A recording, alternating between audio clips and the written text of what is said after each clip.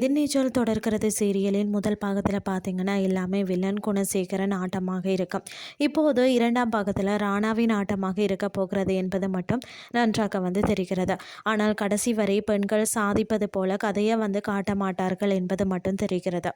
குணசேகரனை போல ராணாவும் நல்லவன் போல நடித்து அந்த வீட்டின் கட்டுப்பாட்டை தனது கைக்குள்ள கொண்டு வந்துட்டார். தற்போது வெளியாகி உள்ள ப்ரமோவில் பார்த்தீங்கன்னா குணசேகரனை அழிப்பதற்கு முன் அவன் குடும்பத்தில் இருக்கிற எல்லாரும் இறக்க வேண்டும், அதுதான் வேண்டுமென்னு சொல்கிறார். இன்னொரு பக்கம் தனது சொத்தின் அதிகாரத்தை ராணாவிற்கு கொடுப்பதாக கூறியது பற்றி கதிர்ஞானம் பேசுகிறார்கள். பிறகு குணசேகரன் சொத்து பற்றி தான் எடுத்துள்ள முடிவு குறித்து வீட்டு பெண்களிடம் கூறுகிறார். அவர்கள் என்ன சொல்ல போகிறார்கள் அப்படின்னு சொல்லி பொறுத்திருந்து பார்க்கலாம்.